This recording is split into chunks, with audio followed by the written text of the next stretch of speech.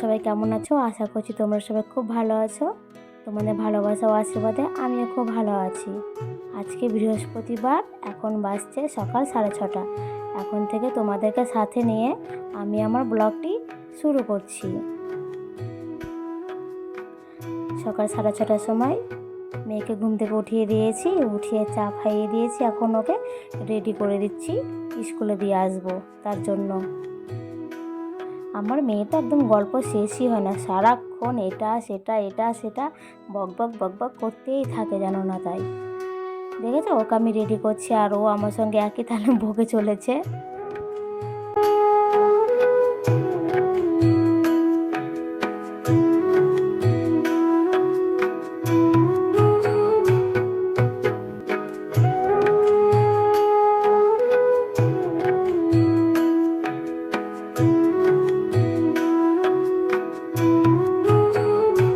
আজকে যেহেতু বৃহস্পতিবার, ওই জন্য আজকে একটু ভোর ভোর উঠে গেছিলাম।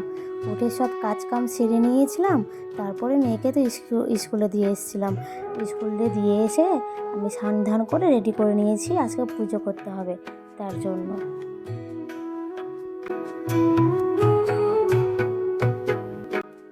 ছাদে ফুল তুলতে এসে দেখি আজকে বেশ আবহাওয়াটা সকালবেলায় ঠান্ডা ঠান্ডা আছে।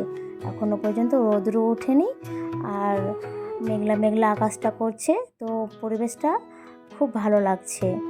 এদিকে আমি ফুলগুলো সব ছাদ থেকে তুলে নিয়ে চলে এসেছি। ফুলগুলো সব রেখে দিয়েছি। রেখে দেওয়ার পরে আমি এখন আলপনা দিয়ে নেব। বৃহস্পতিবার দিন আলপনা ছাড়া পুজো একদমই হয় না, তো ওই জন্য আমি একটু সুন্দর করে আলপনা এঁকে নেবো, তারপর আমি পুজো করতে বসে যাব।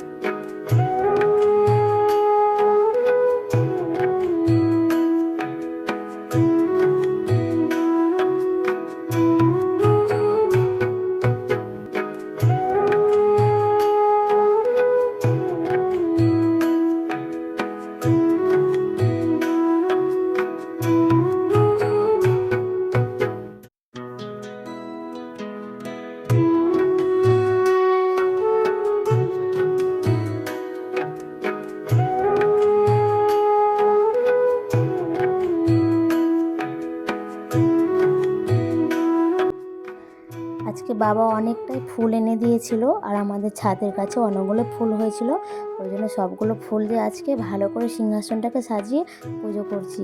তো সিংহাসনটা দেখতে কিন্তু বেশ সুন্দর লাগছে। আমার পুজো করা কমপ্লিট, দেখতে কিন্তু বেশ সুন্দর লাগছে, বলো? পুজো টুজো সেরে আমি জলখাবার খেয়ে নিয়েছিলাম, বাবাকে খেতে দিয়ে দিয়েছিলাম। তারপরে আমি মেয়েকে স্কুল থেকে নিয়ে চলে এসেছিলাম। তারপর আমি এদিকে রান্না বসিয়ে দিয়েছি। আজকে বাবা সবজি নিয়ে এসেছিলো, করলা, পটল, কাঁচা কলা, এগুলো সব সবজি নিয়ে এসেছিলো। তো কালকের আবার ডুমুর ছিল, তো ভাবলাম আজকে যেহেতু বৃহস্পতিবার, ওই জন্য আজকে নিরামিষ রান্না করতে হবে। ওই জন্য আজকে একটু ডাল করলাম মটরের, আর ডুমুর ভেজেছিলাম, আর করলা ভেজেছিলাম, আর আলু, পটল, কাঁচা কলা দিয়ে একটা তরকারি করেছিলাম। দুপুরবেলা যদি এরকম একটা তরকারি করা হয় তাহলে কিন্তু রাত্রে খাবারের আর চিন্তা থাকে না। রাত্রে শুধুমাত্র রুটি করলেই রাত্রে খাবারটা হয়ে যায়। আর যেদিন এরকম কোনো তরকারি না করা হয় সেদিন আবার রাত্রেবেলাতে ঝামেলা লাগে তরকারি করতে। সেদিন আবার এক্সট্রা করে রাত্রেবেলাতে আলুর তরকারি করতে হয় বা অন্য কিছু একটা তরকারি করতে হয় রুটি দিয়ে খাওয়ার জন্য। ওই জন্য দুপুরবেলাতে ওই জন্য প্রত্যেক দিন চেষ্টা করি দুপুরবেলাতে একটু কিছু একটা মাখো মাখো তরকারি করা, যাতে রাত্রেবেলাতে হয়ে যায়। ওই জন্য আজকে বাবা সবজি নিয়ে এসেছিলো, পটল, আলু, কাঁচা কলা। ওই জন্য আমি ভাবলাম তাহলে আজকে তরকারিটা করে নিই, ভালোও লাগে বেশ খেতে তরকারিটা, রাত্রেবেলা খাওয়া হয়ে যাবে তরকারিটাতে রুটি। ওই জন্য এগুলো সব আমি রান্না করে নিলাম।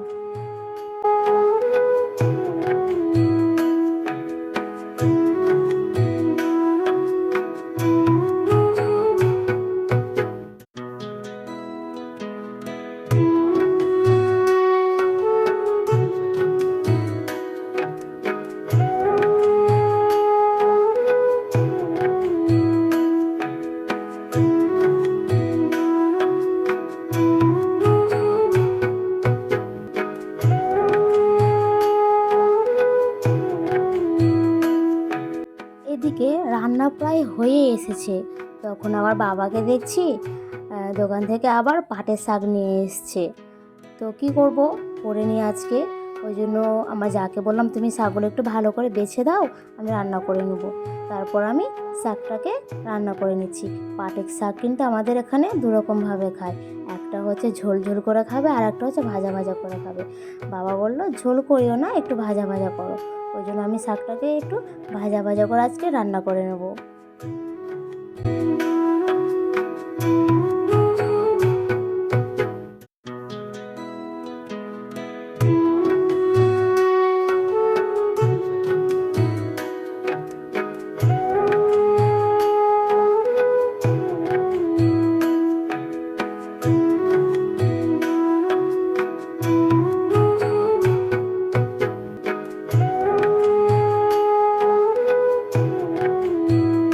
তোমাদেরকে তো আগেই বলেছি যে আজকে সকালের আবহাওয়াটা কিন্তু বেশ ঠান্ডা ঠান্ডা ছিল, কিন্তু বিশ্বাস করবে না 10টার পরে এত রোদের তাপ আর এত গরম পড়েছিল, অসহ্য গরম পড়েছিল।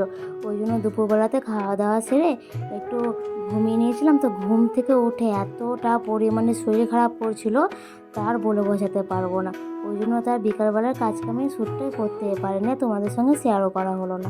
এদিকে তারপরে একটু রিল্যাক্স হয়ে একটা ওষুধ খেয়ে নিয়েছিলাম। ওষুধ খাওয়ার পরে একটু সুস্থ লাগছিলো। তারপরে সন্ধ্যা টন্ধা জ্বেলে নিয়েছিলাম।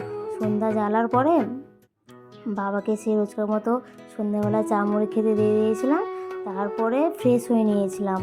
এত গরমে সে সকালবেলাতে স্নান করেছি, তারপরে গা দিয়ে এত গায়ে এত ঘাম হয়েছে আর এত গরমে বিরক্ত লাগছিল। ওই জন্য সন্ধ্যাবেলাতে একটু আবার ডবল করে স্নান করে নিলাম। স্নান করার পরে রেডি হয়ে রাত্রে খাবার করতে চলে এসেছি। আজকে রাত্রে রুটি করব। তো তোমরা তো দেখতেই পেয়েছো যে দুপুরবেলাতে তরকারি রান্না করেছিলাম, ওই জন্য রাত্রে আর তরকারি রান্না করতে হবে না। ওই জন্য এখন শুধু রুটিটাই করব, তাহলে রাত্রের খাবারটা হয়ে যাবে।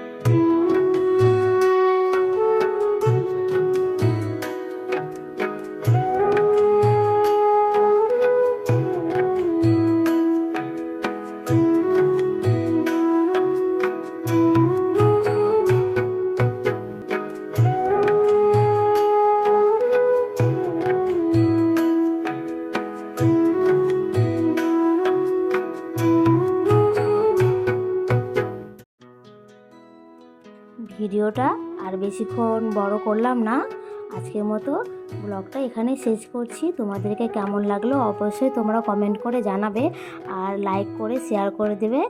আর অবশ্যই যারা নতুন তারা অবশ্যই আমার চ্যানেলটাকে সাবস্ক্রাইব করে পাশে থাকা বেল আইকনটি অন করে রাখবে, তাহলে আমার ভিডিওগুলো তোমরা খুব সহজে সবার প্রথমে দেখতে পাবে। আজকের মতো এখানে শেষ করছি, বাই।